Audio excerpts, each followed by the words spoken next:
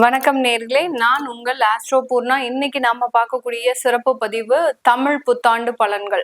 தமிழ் புத்தாண்டு அப்படின்னு சொல்லக்கூடிய பராபவ வருடம், அதாவது 60 வருடங்களில 40வது வருடம் தான் இந்த பராபவ வருடம்.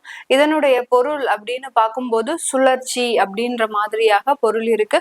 ஜோதிட ரீதியாக பார்த்தீங்கன்னா ஒரு தோல்விகளும் புகழின் உச்சியில் இருக்கக்கூடிய சில அமைப்புகளுக்கு இங்க தோல்வி ஏற்படக்கூடிய ஒரு வருடமாகவும் தான் இந்த பராபவ வருடம் இருக்கும். அந்த பராபவ வருடத்துல ஒவ்வொரு ராசி என்பர்களுக்கும் உண்டான பலன்களை பற்றி தான் நம்ம பார்க்க போறோம். இந்த வருடத்தின் ஆரம்பத்துல பாத்தீங்கன்னா குரு பகவான் மிதுன ராசியில தான் இருக்கிறார். அடுத்து ஜூன் மாதத்துல, அதாவது வைகாசி மாதம் அவர் உச்சம் பெற்று கடகராசிக்கு போறார். அந்த உச்சம் பெறக்கூடிய அந்த குரு பகவான் 11வது மாதம், அதாவது அந்த ஐப்பசி மாதம் அதிசாரம் அடைந்து சிம்ம ராசிக்கு பெயர்ச்சி ஆகிறார். இந்த அதிசாரம் பெறக்கூடிய அந்த குரு பகவான் அடுத்த ஜனவரி மாதம், அதாவது தை மாதம் 10ஆம் தேதி அதிசார நிவர்த்தி அடைகிறார். திரும்பியும் அந்த கடகராசிக்கு உச்சம் பெற்று வருகிறார். அடுத்து இந்த ஆண்டுல இருக்கக்கூடிய கேது பகவான், சிம்ம ராசியில இருக்கக்கூடிய அந்த கேது பகவான் 12வது மாதம், அதாவது டிசம்பர் மாதம் கார்த்திகை 19ஆம் தேதி அந்த சிம்ம ராசியிலிருந்து கடக ராசிக்கும், ராகு பகவான் கும்ப ராசியிலிருந்து மகர ராசிக்கும் பயிற்சி ஆகிறார். இந்த நிழல் கிரகங்கள் தான் ஒருவரினுடைய வாழ்க்கையை முக்கியமாக தீர்மானிக்கக்கூடிய ஒரு கிரகங்களாக ஜோதிட ரீதியாக நம்ம பயன்படுத்துகிறோம். அடுத்து அந்த சனி பகவான் அதே மீன ராசியில தான் இருக்கிறார். அவர் வக்ரம் பெறுகிறார். இந்த பராபவ வருடத்துல பாத்தீங்கன்னா அந்த வக்ரம் பெற்று அடுத்து நிவர்த்தி ஆகிறார். எப்போ வக்ரம் அடைகிறார் அப்படின்னு பார்க்கும்போது ஜூலை மாதம், ஆடி மாதம் வக்ரம் பெற்று அடுத்து டிசம்பர் மாதம் அவர் வக்ர நிவர்த்தி அடைகிறார். கார்த்திகை மாதம் அவர் வக்ர நிவர்த்தி அடைகிறார். இதுதான் இந்த வருடத்துல இருக்கக்கூடிய அந்த கோச்சார கிரகங்களின் நிலவரங்கள். இதன்படி இருக்கக்கூடிய மாற்றங்களை தான் நம்ம இப்போ இந்த பதிவுல தெளிவா பார்க்க போறோம்.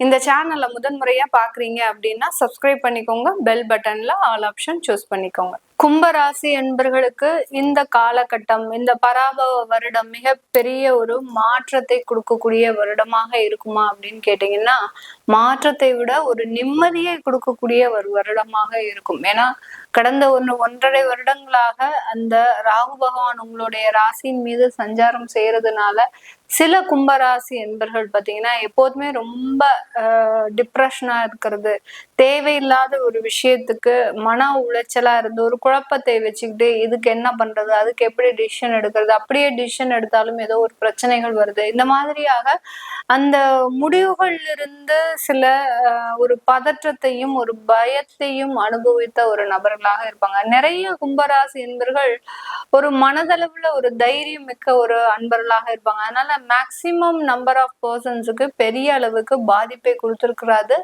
7.5 சனியினுடைய தாக்கம் தான் இந்த கும்பராசி என்பவர்களுக்கு நிறைய ஒரு சேஞ்சஸ கொடுத்திருக்கும். 7.5 சனி பாத்தீங்கன்னா இந்த கும்பராசி என்பவர்களுக்கு இடைவிடாமல் உழைத்த ஒரு பதவியையே பறிச்சிருக்கும். அதாவது நிறைய பேருக்கு பதவி பறிப்புகள், அடுத்து பதவி பெரிய உயர் பதவிகள்ல இருந்து டீப்ரமோட் ஆயிருக்கக்கூடிய ஒரு விஷயங்கள், இது எல்லாமே இந்த கும்பராசி என்பர்களுக்கு நடந்திருக்கும். அதையும் சந்தித்து பார்த்திடலாம் அப்படின்னு தான் ஒரு தைரியத்தோடு போராடிட்டு இருக்கக்கூடிய ஒரு நபர்களுக்கு இந்த காலகட்டம், இந்த ஆண்டு ஒரு நல்ல ஒரு திருப்பு முனையையும் நிறைய ஒரு வளர்ச்சிகளையும் வருமான ஒரு வளர்ச்சிகளையும் கொடுக்கக்கூடிய ஒரு ஆண்டாக இருக்க போது, திருமணம் சார்ந்த விஷயத்துல நிறைய ஒரு அவமானங்கள், இந்த கும்பராசி என்பர்கள் இந்த மாதிரியான அவமானங்களை யாராலையும் அனுபவிச்சிருக்கவே முடியாது. திருமண வரன்கள் தேடுறது, அந்த இடத்துல தேவையில்லாத பிரச்சனைகள் வருது, குடும்பத்துல இருக்கக்கூடிய நபர்களே அந்த பிரச்சனையை உருவாக்குறது, அடுத்து காதல் போன்ற விஷயத்துல நிறைய ஒரு ஏமாற்றத்தை அனுபவிச்சது, காதல் போன்ற விஷயங்கள்லாம் பெற்றோர்களினுடைய சம்மதம் இருக்காது, அடுத்து பாத்தீங்கன்னா லிவிங் டுகெதரா வாழ வேண்டிய ஒரு பொறுப்புகளோட இந்த கும்பராசி என்பர்கள் செயல்படுறது, இப்படியெல்லாம் தன்னுடைய வாழ்க்கையில என்ன நடக்குது, நம்ம எதுக்காக இத மாதிரி பண்ணிட்டு இருக்கிறோம் அப்படின்னே தெரியாம ஒரு டிராவல் பண்ணிட்டு இருக்கக்கூடிய ஒரு நபர்களாக இருக்கிறாங்க. இதுல இருந்தெல்லாம் முற்றிலுமாக நிவர்த்தி பெற்று வரக்கூடிய ஒரு நேரமாக தான் இந்த கும்பராசி என்பவர்களுக்கு இந்த பராபவ வருடம் மிகவும் ஒரு அமைப்பு வாய்ந்த ஒரு வருடமாக இருக்க போது, இந்த காலகட்டம் நீங்க செய்யக்கூடிய ஒவ்வொரு விஷயங்களும் நல்ல ஒரு வளர்ச்சியை நோக்கி பயணிக்கக்கூடிய ஒரு விஷயங்களாக இருக்கும். சில பேருக்கு உறவு முறைகள்ல சில பிரிவுகள் இருந்தாலும் அதனால அதனால நிறைய வளர்ச்சிகளும் இருக்கும்.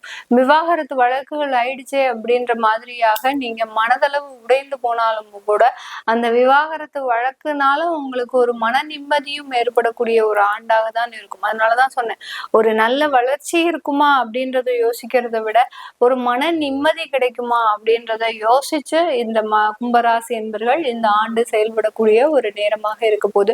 இந்த காலகட்டம் உங்களுடைய 6ஆம் இடத்துல குரு பகவான் சஞ்சாரம் செய்ய போறார். ருணரோக சத்ருஸ்தானத்துல சஞ்சாரம் செய்யறாரு. அதனால கடன்களை அதிகப்படியாக ஏற்படுத்துவதற்குண்டான ஒரு நேரம். முக்கியமா ஷேர் மார்க்கெட்ல கடன் வாங்கி போடுவதற்குண்டான ஒரு நேரம். ஏன்னா ஏற்கனவே ஷேர் மார்க்கெட்ல ஒரு 10 லட்சம் 5 லட்சம் தொலைச்சவங்க எல்லாம் நிறைய பேர் இருக்கிறாங்க. 7.5 சனியில இருந்தே தொலைச்சிட்டு இருப்பாங்க. ஏன்னா கும்பராசி என்பர்கள் பாத்தீங்கன்னா ஒரு வளர்ச்சிக்காக நம்ம சில விஷயங்களை செய்யறோம் அப்படின்னு நிறைய இடத்துல கோட்டை விடக்கூடிய ஒரு நபர்களும் அது கடந்த ஒரு 3 வருடங்களுக்கு மேலாக நடந்துட்டு இருக்குது.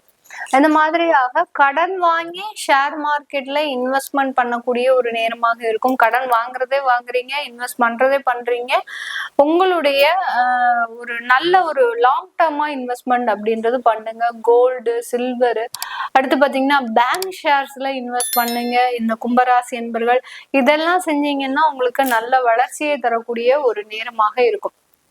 இந்த காலகட்டம் இந்த கும்பராசி என்பர்கள் தன்னுடைய வேலை ரீதியான முக்கியமான ஒரு முடிவுகளை எடுக்கக்கூடிய ஒரு தருணம். இத்தனை நாள் இந்த இடத்துல சமாளிச்சுட்டோம், இன்னுமே இங்க இருக்கணுமா, நம்ம ஒரு நல்ல ஒரு உயர் பதவிகளை நோக்கி பிரயாணம் செய்யலாமா அப்படின்ற ஒரு கேள்விகள் இருக்கும். கண்டிப்பாக நீங்க செய்யலாம். அதனால ஒரு நிறைய வளர்ச்சிகளும் இருக்கு, நிறைய ஒரு மாற்றங்களும் இருக்கக்கூடிய ஒரு நேரமாக இருக்கும்.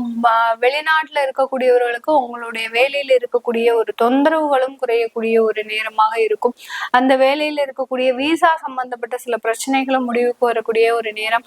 கிரீன் கார்டு சம்பந்தப்பட்ட சில தொந்தரவுகள்லாம் இருந்தது அப்படின்னா அதெல்லாமே முடிவுக்கு வரக்கூடிய ஒரு நேரமாக தான் இந்த பராபவ வருடம் இந்த கும்பராசி என்பர்களுக்கு மிகவும் ஒரு வெற்றியை தரக்கூடிய ஒரு வருடமாக இருக்கும். இந்த இடத்துல 6ஆம் இடத்துல கேது பகவான் வராரு. அந்த கேது பகவானும் ஆண்டின் இறுதியில வர்றதுனால கண்டிப்பாக அந்த கடன் அப்படின்றது இருக்கும். அதே சமயத்துல நோய்கள் இல்லாம பாத்துக்கோங்க. எவ்வளவுக்கு எவ்வளவு நீங்க கடன்களை மூலமாக டிராவல் பண்றீங்களோ அவ்வளவுக்கு அவ்வளவு நோய் தொந்தரவு இருக்காது.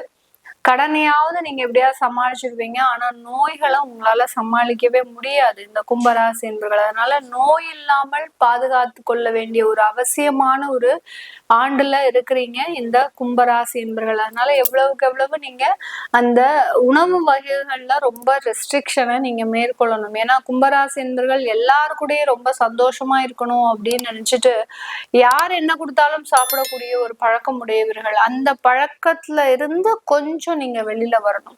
ரொம்ப கேர்ஃபுல்லா யாராவது ஏதாவது கொடுக்குறாங்க அப்படின்னா இது நமக்கு ஒத்துக்குமா ஒத்துக்காதா அப்படின்ற மாதிரியான சில முடிவுகள் எடுத்து அதன் மூலமாக ஒரு நல்ல ஒரு அமைப்புகளை பெறக்கூடிய ஒரு நேரம். அதனால உணவு சார்ந்த பழக்கங்கள்ல ரொம்ப கேர்ஃபுல்லா இருக்கணும். ஜங்க் ஃபுட்ஸை ரொம்ப மேக்சிமம் அவாய்ட் பண்ணுங்க. அடுத்து பாத்தீங்கன்னா ஹோம்மேடு ஃபுட்ஸை நிறைய இன்டேக் கொடுத்துக்கோங்க.